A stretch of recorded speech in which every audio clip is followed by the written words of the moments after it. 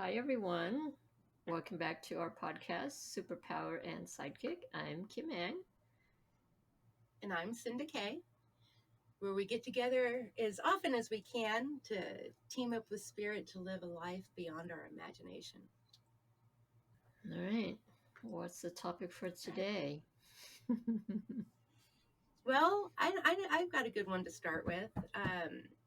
We went out to some local hot springs. It's about an hour and a half drive up here, but it is really a part of the greater Chaco complex. Have you heard of the Chaco Canyon? Mhm. Okay, so it's extremely sacred land, I should say. I've been there and I've gotten downloads. A lot of times when I go to these sites, I will receive energetic psychic downloads. Um, but this one, the last 2 days, was completely different. I've been there, I don't know, 50 to 100 times. We go there pretty often. And I remember that I actually had visions of shamans the very first time I was there. I could see them in ceremony there. And, I knew it was one of those moving through time kind of visions. And so different things over the year. But this, Mike, it freaked Mike out a little bit because it downloaded me like I've never. Apparently, the invisible beings know that I'm going to Peru. And there was something they would like for me to take there. And when this stuff started first happening to me, again, I thought I was delusional. I was in France and I'd received a big download, and I had a message that I needed when I got back to the United States, what I had received, I needed to take it to New York and DC. And I remember just thinking, where am I just making this stuff up? Where am I getting this? And then I come back, and we'd had a lot of Vietnamese coming in with the, universal energy. And I had taken them all over St. Louis, and I was so busy and everything else. I'd completely forgotten the message of France that I needed to take this stuff to New York and DC. Because as soon as I got home, I was busy and I just hit the ground running. And at the end of this little St. Louis tour I had done for a lot of our Vietnamese friends, I just dropped them off at the airport. And as soon as I did, I get a call from some of the younger Vietnamese. They were in California, in Orange County, and they wanted me to take them to New York. One of the other girls was going to take them, but all the hotels she was coming up with were like $450 a night. And they were like, no, we don't want to spend that much. And someone had heard that I'd been to New York many times, so would I do that and help them? And oh yeah, absolutely. So I booked my ticket the next morning. I meet them at JFK, and it didn't even hit me until I got the girl off the plane, and she looks at me and she goes, "Oh, by the way, we're really hoping to make a day trip to DC too. Is that possible?" And as soon as she said it, I remembered my message from France and how I needed to take this energy to New York and DC. And I'm like, I didn't even have to arrange it. It arranged itself. And so a lot of times when I'm receiving this, something I realized yesterday, that one reason I don't necessarily get this exact information that I can turn around and give you or give someone else is I am receiving information in that fifth dimensional, multidimensional.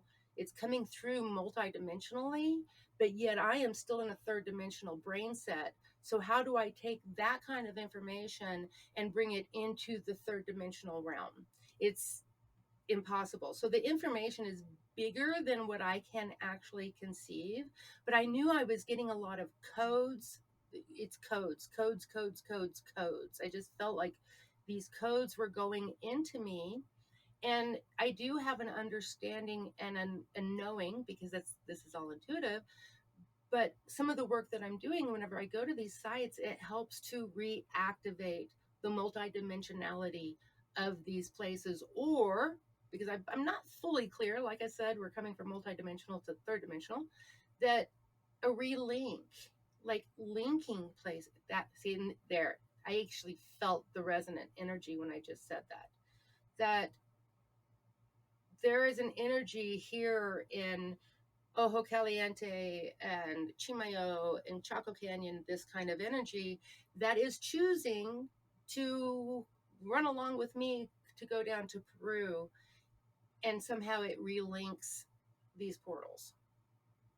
So how do you reactivate that energy once you get to Peru?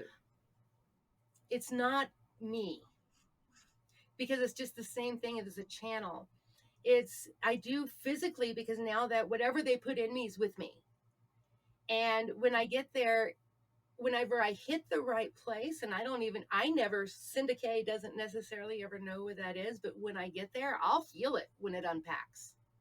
And I've had it happen so many times now, that the first time I thought I was absolutely just crazy. But now I'm like, okay, no, there's something to this. And I don't fully understand it. And I'm not like taking this, oh, I'm going and reactivating the grid of the planet. I'm not saying that. I'm saying that there's some kind of activation between humans and the planet that has been disactivated. It has been sliced and diced and deactivated, and they're using me to help reactivate all this. And some, I can do a lot of things remotely, energetically, but that is something you have to do in person. Go, for instance, a real good way. I went to Serbia and visited Nikolai Tesla's museum. I have a thing for Nikolai Tesla. I have since I was like 18 years old, something like that, since I first heard of him. And I went and paid my respects because I was in Serbia. Heck yeah, I'm gonna go pay my respects. And I know that a lot of places, there will be a lot of places I've been to have been massacres. So there's a lot of energy that is stuck there that needs to go on. But also a lot of times they're massacred in their own temples. So their higher being, their deity is there with them. So sometimes I've actually been able to connect with these deities and in these higher beings. I didn't realize at first that when I connect, you're connected always from then on. It doesn't disconnect after that. And I didn't quite get that concept. So here I am in Serbia, and I paid my respects in front of Nikolai Tesla's ashes and saw all of his inventions, and it was a lovely experience. And then fast forward like 6 or 7 years after that trip to Serbia, I was in Chaco Canyon, New Mexico. And it was my first time to go there. I think it was 2016. Yeah, 2016. It was my very first time there. And I was seeing how the pueblos are all set up, and everything is aligned astrologically and cosmically on the side on the whole greater Chaco Canyon. So just like the pyramids are aligned with Orin's belt, it's along those kind of lines, and with the solstices, and it's not quite with the Inca, like building the full calendar, but the Chaco Canyon have a thing where they can track the moon, and it is the most accurate on the planet of any people's ever, because it's a very hard thing to track. Just different little things that are coming to my mind. But anyway, as I'm walking through, all of a sudden, I feel this energy almost like bouncing around, that I have company. And not in a possession kind of way. It wasn't like that. It was a happy, and it was exciting. And I realized Nikolai Tesla is with me in that moment as I'm getting excited seeing how these pueblos are set up around the site. And he goes, "Look, it's a time machine." He could see that the way it was set up energetically was to make it a time machine. So he had been riding with me all those years, and I didn't know it until that moment. And I think a lot of this, it's like, I don't know how to explain it, but they've been taking me on a merry goose chase or a scavenger hunt of some kind that I don't fully understand what they've got me doing. But I will have an indication and a feeling I need to go somewhere, and it won't be long that things start happening and I end up there. And whenever I first got sick, or not when I first got sick, because I was sick for a while before I figured out what was wrong. But when I figured out what was wrong with me, I had a message that I wasn't going to quit, that I just needed to take a break and get better, and that when the time came, they were going to part the waters and I was going to start to be able to travel again. That was 9 years ago, and I'm fixing to go on my first international trip in 2 weeks. And just happened to hook up with people that the resort is fragrance free and all kinds of things. It was pretty interesting. But this whole thing that happened at the Ojo Caliente, we get there. I get an indication you might spend the night there. And I don't spend the night places because of fragrances; they're everywhere. But I had a feeling it's fragrance, which I know I can go to the resort and they use like rosemary and eucalyptus, things that are natural and don't make me sick. Um, but then we get there and things happen to kind of like ensure we spend the night. And several things happen. One, I was there long enough to receive the energy that they were wanting to download me with on site. Two, we got to see that we need to work some more on Mike's snoring so we can sleep together in the same room. We sleep in separate beds because he's really bad a snorer. And we saw that we had like a mini Peru trip so we could take care of these problems before we go to Peru. Um,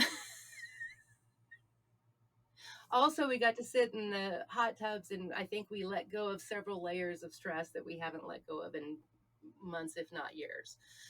But, excuse me, I have not traveled, and I'm right at 9 years since my last international trip. That one um, was against all odds that I even went on it. Uh, I almost all the trips that I've been on shouldn't have been able to happen. That was a big time one, and I ended up going to 5 countries before I got home. We do not always understand what spirit might have us do on the path, and that might be one of the most difficult things of it, is being able to do it without knowing why So, what do you and having the think patience.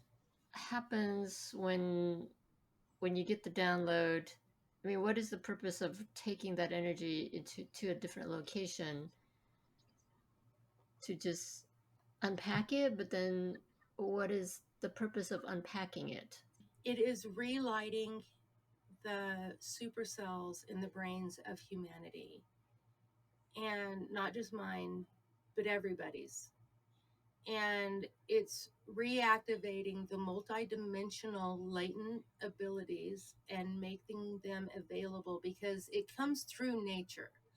The earth herself is a multidimensional being, and because we come from her, we have those gifts. Through nefarious people who would prefer to control rather than having interdependent relationships, have done things to shut off that system systematically. And I was shown on my path of travels that it was done on purpose and they knew exactly what they were doing. So this is basically just giving back to us what was rightfully ours in the first place. So that way, whenever we're thoroughly connected to source, to nature, the birds know where to get their worm in the morning. They're not stressed about it all night. The way that we live is not with nature. In fact, it's against nature. So I think part of what is going on with me is nature calling us back to her. Okay, so you get this download and you go to, say, Peru and you unpack it. So the people there, so if they're attuned to the right antenna and the right frequency, they'll be able to get that information as well. It's kind of how you're describing it, right? Okay. I think it gets uploaded into the whole, Mm-hmm. Okay. Akashic Records type stuff. Right. So it does go to everybody Okay. as And so well. this is to help the people in that area to connect. No, No? it's more about the reconnecting of the portals of the land, of the earth, Mm. not necessarily your people as of yet. Okay. That's a thing that will happen naturally through evolution. But it's like we've been stopped in our evolution because of what had happened. It's just like literally trauma survivors. What happens is we get stuck in our story. So it's really hard to create a new story because you just keep regurgitating. That's kind of happened with all of humanity. And we got stuck in our story. So This is about people only believe in the third dimensional because that's all we've really had to access for the last, I don't know, 2,000 years or so, probably a little bit longer than that. We have not had access to the multidimensional energies, so they're very hard to believe in, and it's very easy to be skeptical, skept, skeptical for it. Um, but if you were actually surrounded by multidimensional energies every day, it would be very hard to deny it. And they're getting turned back on. And not just by me. I, in no way, shape, or form, I did this work for years and didn't know what the word ley lines mean. And it finally, through some path, I think it was through Dan Brown in his books, but at least the wordage got to me. And I went, yeah, that's it. Because I've stepped on them before and they light up blue. Mike has seen it just like go right through me. He's like, oh, wow, I saw that. You could actually see the ley line activate when I stood on it. And I didn't even know it was there. I didn't do it on purpose. I'm just following spirit and telling it, it'll give my feet orders, my feet go if I'm ready to or not. And these things start happening. So, and especially that, okay, like I had been to Chennai, India, and then I went to Chateau Lorraine, France many years after this visit to Chennai, India. And at Chateau Lorraine, France, I get this message that the Knights Templar had been using it and had been traveling into portals, and they had been traveling into New Mexico for a long time through these telepathic portals. And but it was before their own massacre. They were massacred and removed. Um, so I'd been to both of those places. How many more years? I don't know how many years. It was 4 or 5 years later. I go to Chimayo, New Mexico. I was living in St. Louis at the time, but we had been over in this area, so I stopped by there. The second I was there, the second I walked up, I was in Chateau Lorraine, France, and Chennai, India, all in one moment. And I knew an activation had happened, and all three portals were now connected. But that was over 12, 13, 14 years of time, and not one thing did I know the next one was going to happen when it happened. But when it all culminated, it made perfect sense. So even though I might get the orders ahead of time, a lot of times I don't get the understanding until way later. I do think it is to help the people in Peru, but I think it's just as much to help the people in New Mexico because then the portals are connected again.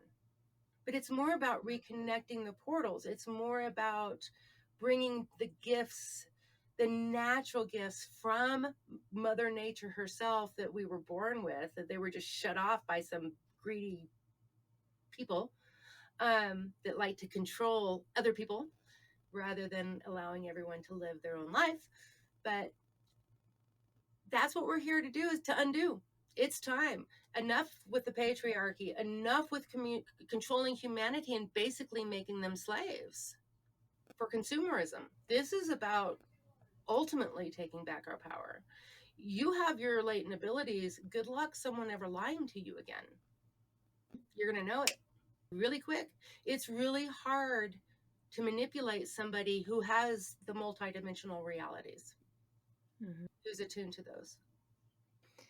Yeah, that makes sense.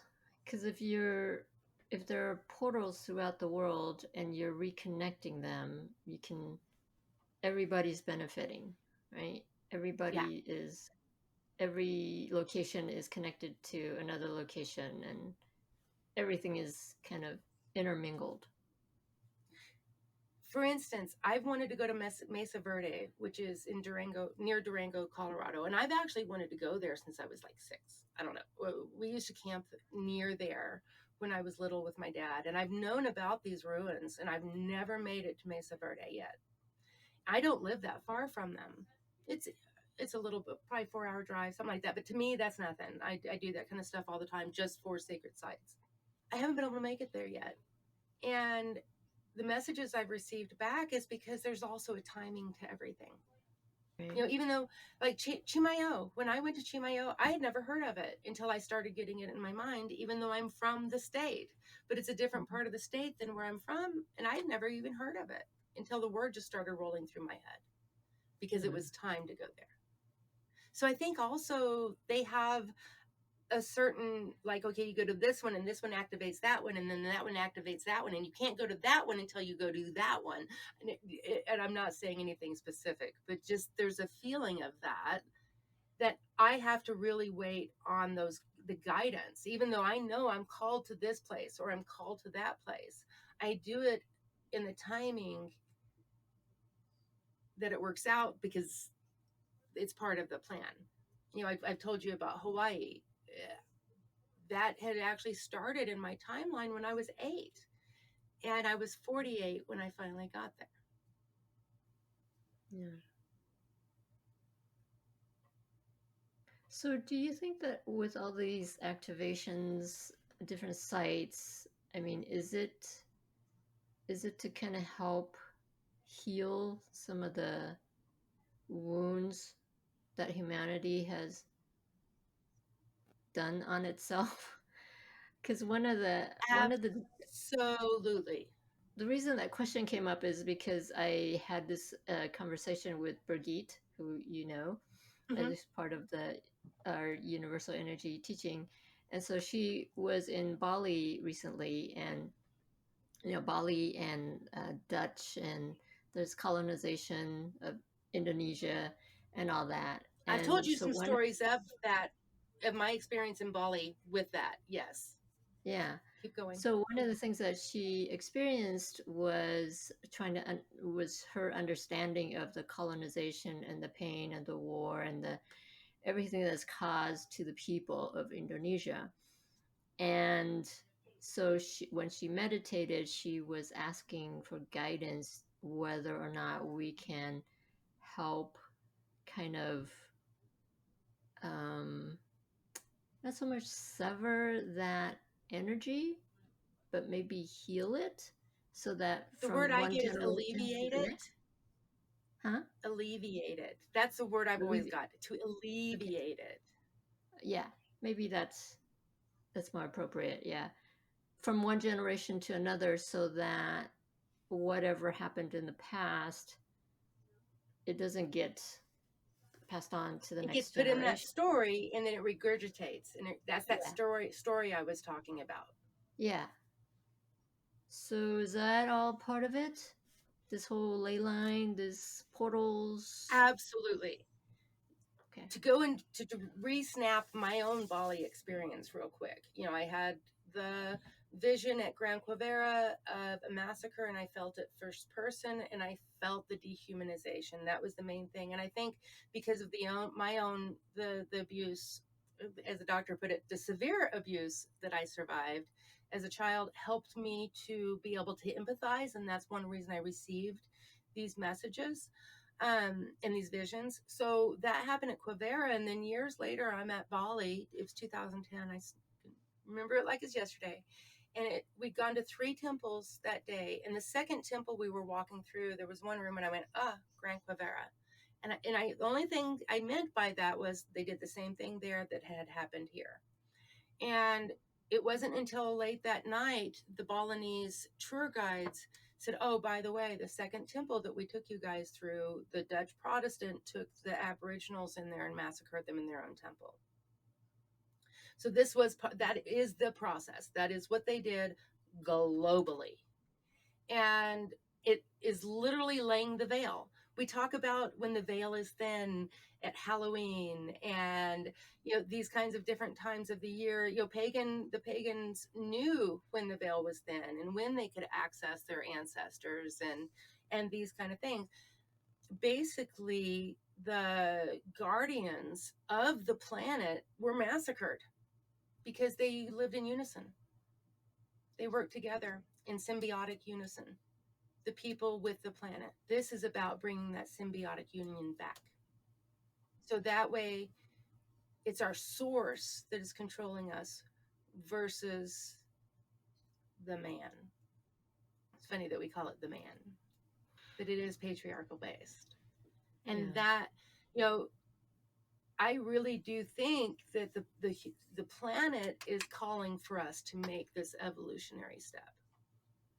Yeah, I feel it because, I mean, we see it, what's happening right now in the world, all this chaos.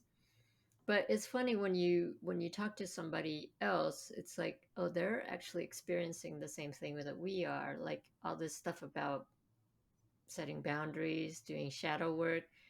I'm so surprised when I talk to like someone else in my family and it's like the same issues come up. So each of one of us is actually going through the same thing and doing our own work, which is wonderful. Giving readings has helped me to see that so much, because it's like we're all little worker bees, and we're all in our little honeycomb, and we are so busy working on our own paradigms. Like, this doesn't work anymore. I know that worked for my grandmother and my great grandmother and my great grandmother, but that no longer works for me. And we're going through and we're picking it all apart and going, I am not going to live in disassociation and discomfort the rest of my life. I am ready to make changes. And we're all doing it in this little honeybee, as hard as we can in our little. But giving the readings, I get the chance to hold this person's hand and this person's hand and this person's hand, and I realize we're all doing the exact same work. Pretty fascinating that way. But then you look at the And I believe that's bigger picture. But if you're looking at the bigger picture, there's chaos in the world. in the 80s, I was told that things were going to get worse before they got better, that the separation was going to become so huge before everything, that it was part of it. I was having nightmares at 16 of Armageddon, and Shiva came and said, but we can't create new until we remove the old. So we're watching this chaos. And what happens to an ego when ego dies? It grips, it holds on, it hangs on for dear life. And that's what you're seeing out there right now. The ego's about to die. And it's beautiful. If you look at it from a different perspective, it's kind of beautiful. Yeah. There's this sense of desperation to hang on to the To old guard. their ways, the old way, the status quo. Yeah. And that happens even in the spiritual world, because there's mid-level spiritual beings that like things the way it is, because they can come through and control us, because we don't have that multi-dimensional abilities, and so they can come in from the invisible and just with everybody. But when we come into our full, that can't happen anymore. So there's invisible beings doing everything they can to keep this from happening as well, not just visible. It's on both sides. I had to leave the state in New Mexico for a while until I had enough spiritual wherewithal that they couldn't mess with me. And then I was called back home at that point. I think there's more we can dig into this, but I'm not. I think this is so far and wide. I think we're barely even, the tip of the iceberg. We're not even on it yet. I think this topic is way bigger than either one of us can conceive. So, like, I may not know, I collect this little piece, and then 10 years later, I end up somewhere and I realize it fits in that little puzzle place. And then, but it is all linked. And, it's weird that I had a 9-year respite of hardly any travel. I did the one Hawaii trip, that was it. And it was pretty big, and I got to see a lot of stuff on it. Everything in me says that I better get ready, because I'm back on the road. So I don't think this is my first trip back. I've already have one planned, or it's looking like it's going to work out, for UK for my birthday in October. So, I'm going to go to Avalon at that. And I kind of started all this with the Knights of the Round Table. I think it was Mists of Avalon was the very first spiritual book I ever read. So there definitely feels like there's a coming full circle. And also I'm double Scot descendant with some English in there. So no matter what, I'm from UK. My ancestors, not me. But I work hard on not appropriating, and it's difficult to do. And this could right here, this topic I'm hitting right now could be a whole podcast, that I don't want to appropriate, but at the same time, being raised here in the southwestern New Mexico, and a lot of the new age spiritual kind of popped up here, and a lot of it was because of the native shamans and things in the area. And a lot of it is because we finally felt home again. We've been so separated from that spiritual home. I don't think everyone means to appropriate, and I don't think it's necessarily, I do think there are some really gross stuff, and I think white people have taken on, self included, I'm not lifting myself out of that by any means, and can be very stupid and take people's staying and not use it correctly. Not what I'm trying to say. I do think there is a set of people that is just finally something that resonates, finally something that my soul knows and agrees with. And I know that I had that experience in my 20s. But at the same time, when I was reading these authors and listening to their work, I knew they were appropriating, and it didn't feel right in my soul. So I want to know my own roots, so that way I'm not taking from somebody else's. Though I do believe we're a little bit like mushrooms and we all share roots. I think it's all interconnected. And I think it's actually interconnected from this grid that I'm talking about here. And that's how it's so interconnected. There are so many similarities from Machu Picchu to Chaco Canyon. Huge differences too, but some huge similarities. And these similarities is what my world travels has really helped me to see. That I can see that humanity is actually telepathic and extremely connected to one another. And I can see it through Aboriginal art and through Aboriginal, historical, especially ancient type stuff. They were connected somehow or another. They were sharing information. How are they doing this? Telepathically. Yep. And teleportationally. And probably other things that we haven't even thought of yet. We have been so disconnected from our latent gifts for so long, stuck in a story that is not ours, a false narrative. I was reading something from Christianity the other day. Everything paganism is off limits. They're doing everything they can to keep us from it by calling it evil and everything else, but it's a false narrative. Now, and I'm not saying, I want to clarify real quick. I'm not saying that there are not malicious and evil, invisible spirits in the invisible world. I absolutely believe there are. I do believe that there are some of the stuff in religion is to protect from people from that.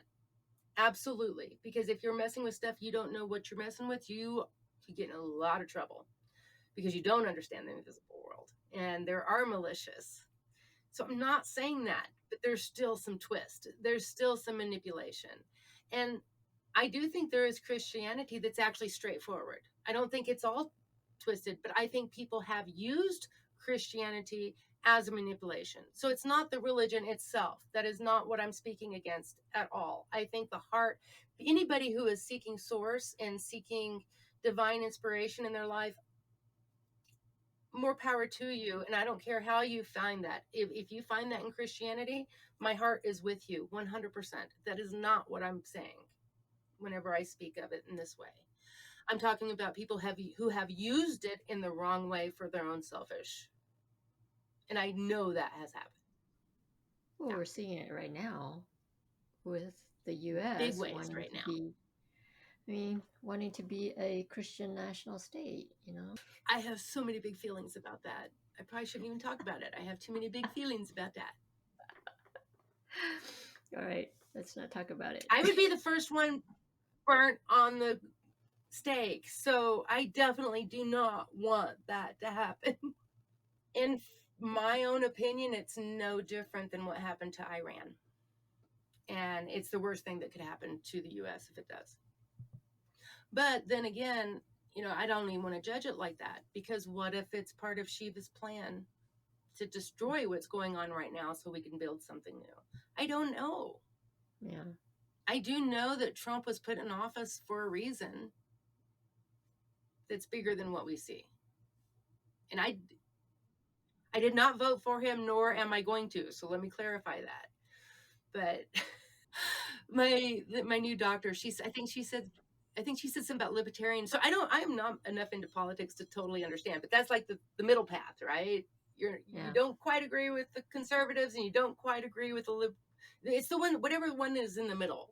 I think that's what she was, and that's probably because I see a lot of problems with both sides. I don't agree with either one, and I don't agree with the system at all because the system's patriarchally based and set up only for male white dominators and not much more. Yeah, that's why I'm trying not to have an opinion about what's happening. Yeah, and I'm talking about it more in a bigger picture, that I think that there are things, there are a lot of stories that have got humanity stuck. And so some of this chaos is actually like shaking the snow globe. And things that have only been in the unconscious are now coming up to be healed in the conscious. Right. Yeah, totally. And I think that's exactly what's happening is that everything is out in the open now so we can see it.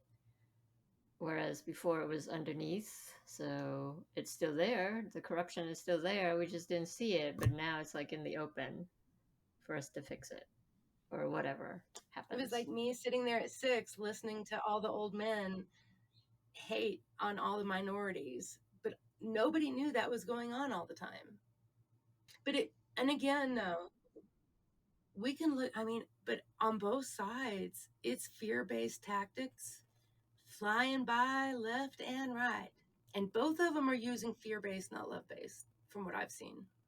Yeah, fear in a different way, but it's fear in order to get people And it's to hard to act and react. react. And that's more we are all feeling a lot of stress. And I think a lot of it is because of this fear based back and forth going on. And they're both doing it. Yep. Emotions are high. People, everybody's Well, reacting rather than, hey, take it easy. this, some of the agendas going on aren't new, folks. Been going on since before Reagan. Get a grip. It's going to be all right. There is one point about it, though, that it's political or not. It's more something else. That the way the system is set up right now, it is set up to give us an illusion of control, not actual control, where they can still control, but allow us to believe we are. That's what I think's at issue, that's ready for change. Manipulation to make people think that they have choice when there's no choice in front of them. But that's what I think is up for healing. So it's good overall. Yeah. I used to do that to my children. It wasn't done in a mean way, but I needed help with the house. And if I told them a chore, I would just get balked at. But if I gave them a choice of 2 chores, which one do you choose? It was easier for them. It was easier for them to palate. Okay. And they would choose one and it was easier for them to do.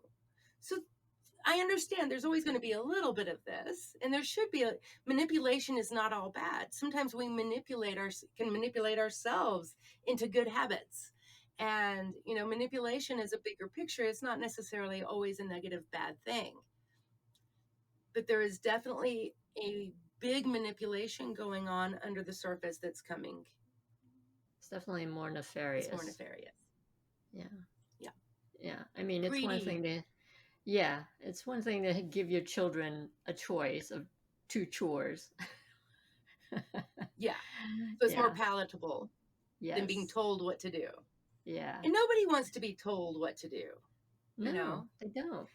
But I think that the powers that be got smart and found ways to do it that is still against our will. And we're so disassociated, we don't even realize it. And that's more what I'm speaking to. And I I don't believe the physical is just physical. I think the earth herself is a living, breathing entity. And this work that myself, you, and many other people that are called to it is bringing that back. Because the thing is, if she's an entity, you can't just use her and abuse her the way they have been. Yeah. Well, I, for one, can't wait to see what the changes are because I'm so done with what's happening. Fed up.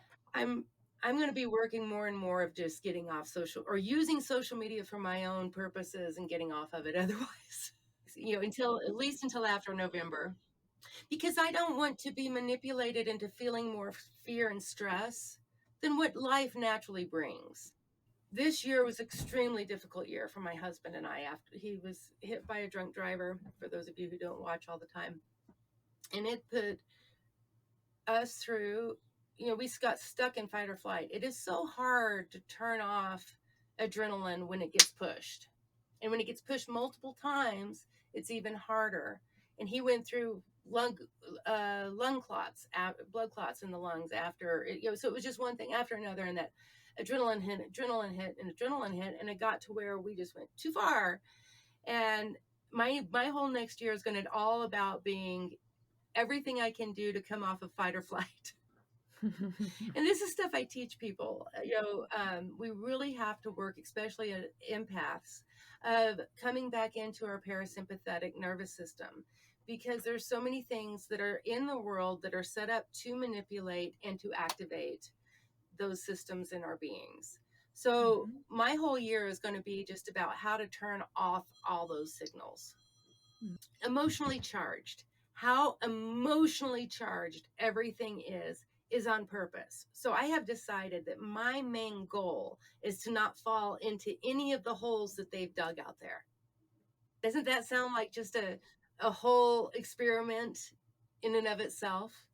Mm-hmm. Yeah.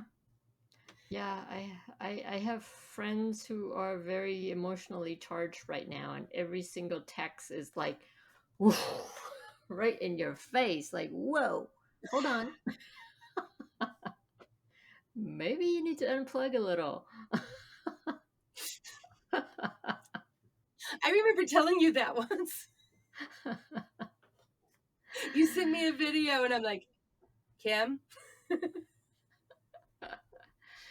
Yeah. Getting better at it. Let's not do this.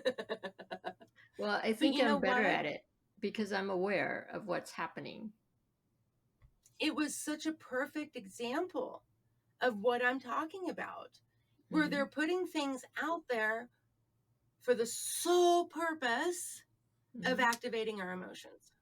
So Yeah. to me, the number one thing we need to be on alert for is that emotional manipulation, because emotional manipulation is emotional abuse. Period. If someone is manipulating your emotions to control you, that's abuse. That includes if it comes from the government. That includes if it comes from a religious organization. That includes if it comes from your spouse that you're married to. It's abuse. Number one thing is I want to know that my emotions are mine at least. If I'm triggered, I want it to know it's my trigger, not somebody else's.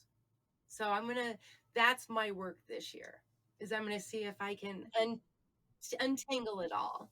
I mean, anytime I see someone post an animal that was lost, it pulls at my heartstrings.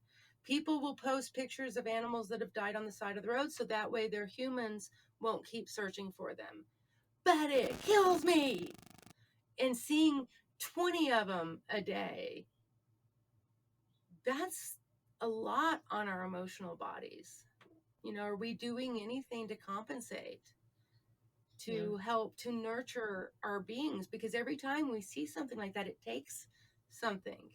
It Mm-hmm. vampires out of us. Yeah. What are we doing to re-nurture and to put our nervous systems back into that parasympathetic calm state instead of that constant chaos active state? I think it's okay to react. I really think that if we weren't reacting, it would mean that we're not human and that we do not have a heart or empathy. One of my doctors that I finally found this week, she pointed out, she said, what you're feeling is I would actually be more worried about you if you didn't feel that.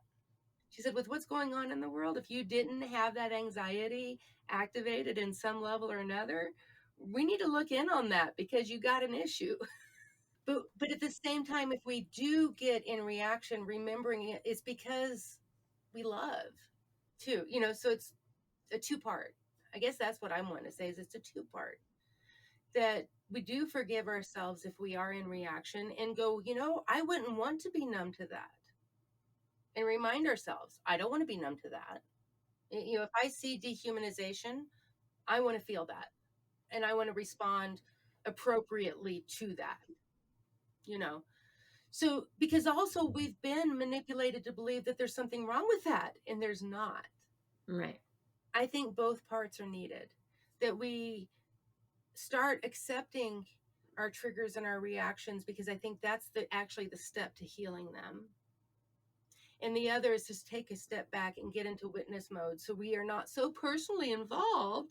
There is one meme I'm totally agree with out there right now. Don't let two men that don't even know your name decide how you're going to feel today.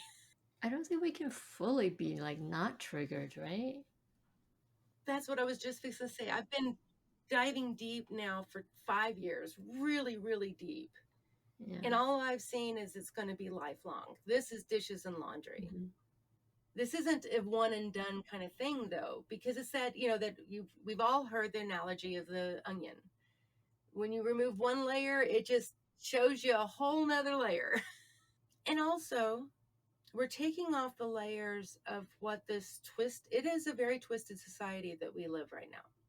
And people are not taking that into consideration, that there are some real big twists in there, especially with the perfectionism and some other things that are very manipulative control tactics that have hijacked our brains, that we end up ruminating about shit that does not matter.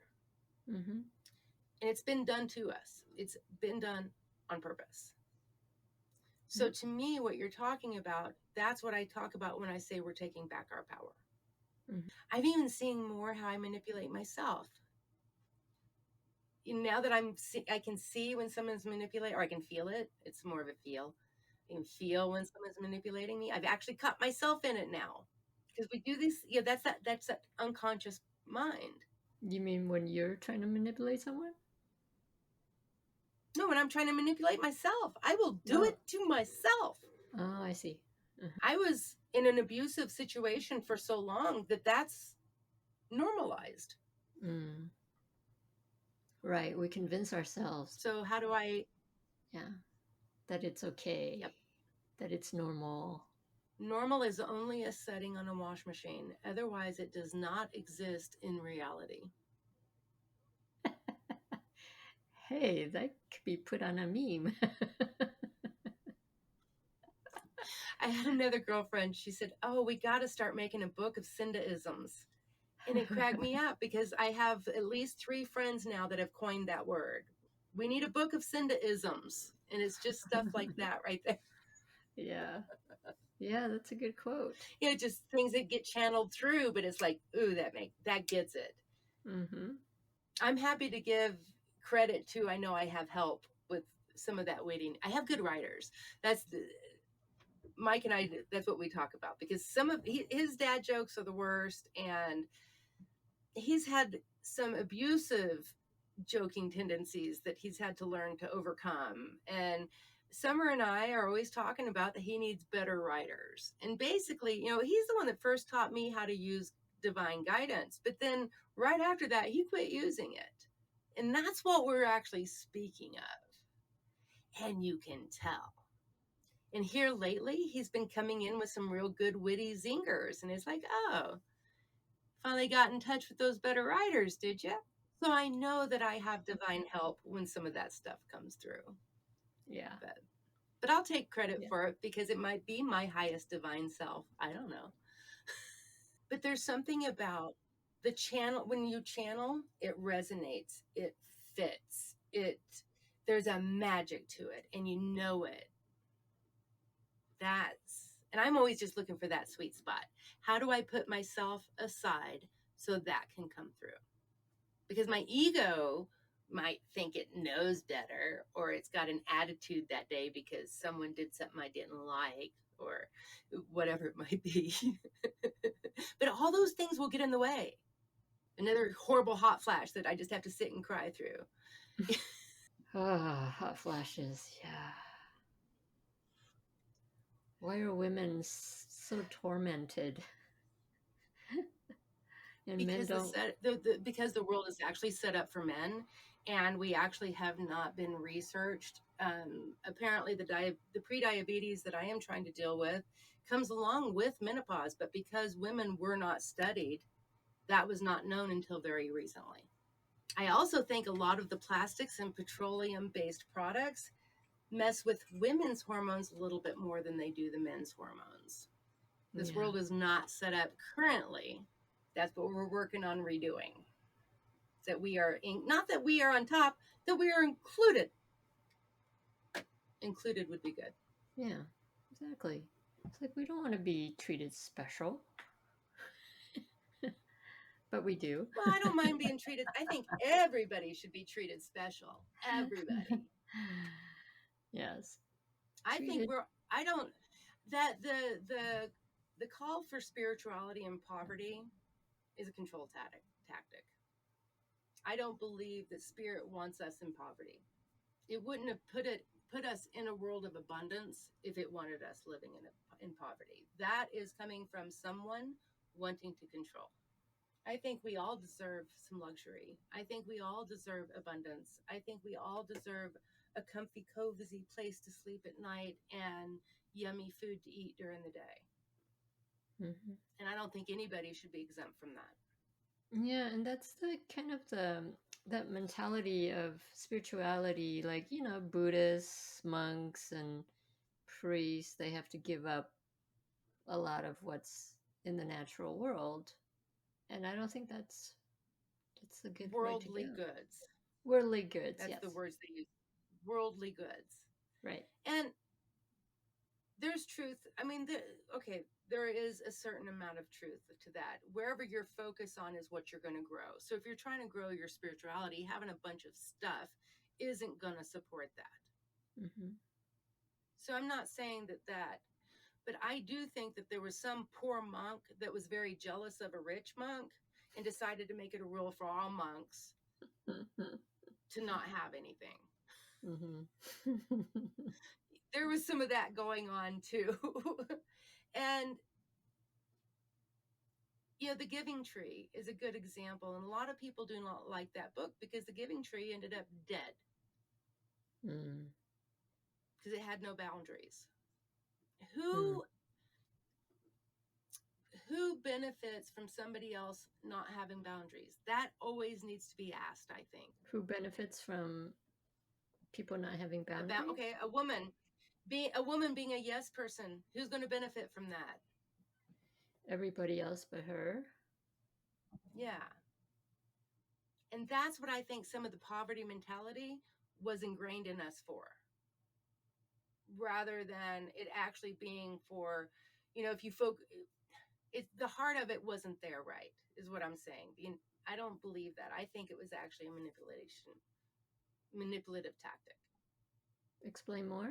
Yeah, how do I explain this? Because I'm a Zorba the Buddha. I think that we can have it all and still be spiritually based. Hmm. I don't think that we can rape the planet. That's not what I'm talking about. I don't think that we can take more than our own fair share and it be equitable and spiritual in nature. But I don't think denying ourselves comfort is spiritual. I don't.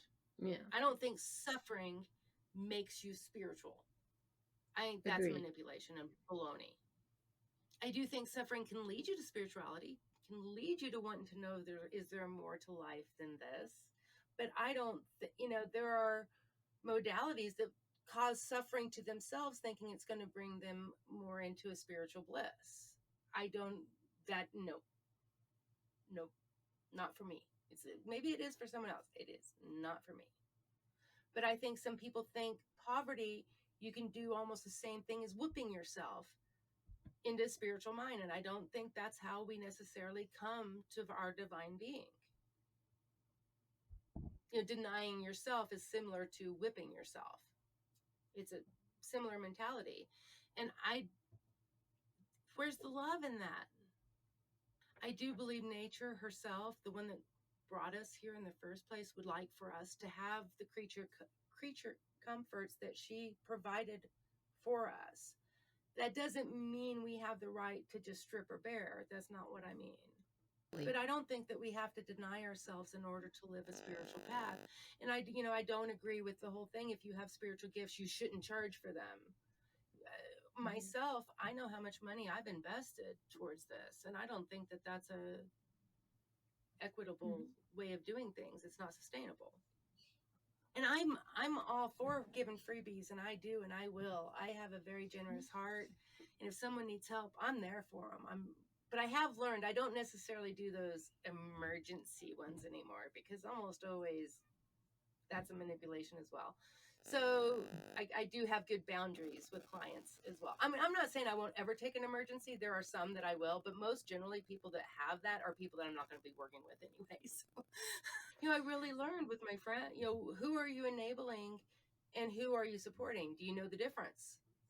And I think it's an important thing that a lot of us don't know how. I had to learn it. And one of the ways I learned it was, if somebody asked me to do something and I felt like I really had to go out of it didn't feel good. You know what I mean? When the requests come in, it just didn't feel good here. If I override it and do it, I'm enabling that person.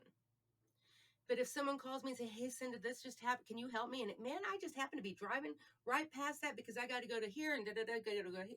That was meant to be. I am supposed to help this person. Boom, I'm there.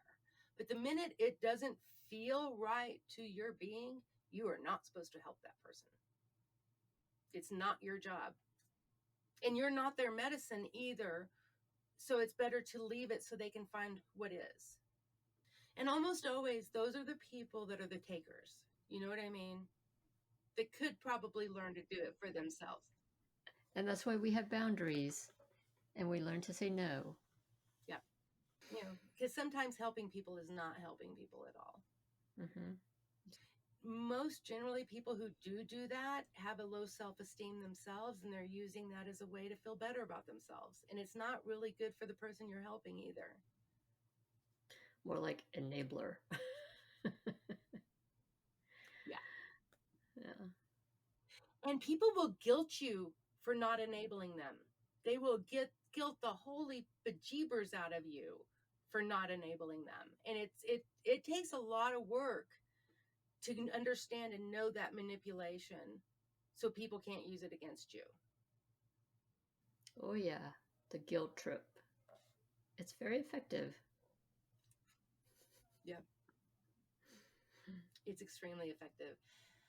That's something else I'm doing. If I feel guilt or shame about anything, I'm looking around me to see where it's coming from. Mm.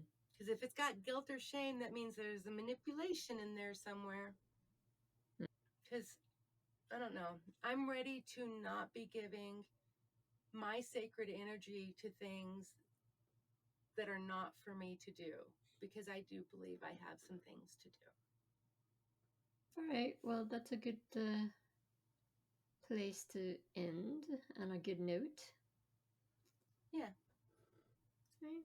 Well, thanks for joining us today, and hopefully that was insightful, and we'll see you in the next podcast. Yep. And please feel free to reach out. I would love for people to join the conversation. I'm Syndicate333 on Instagram, Syndicate Campbell on Facebook, and I'm on YouTube. Follow, like, and share. Thanks, everyone. Thanks. Ciao.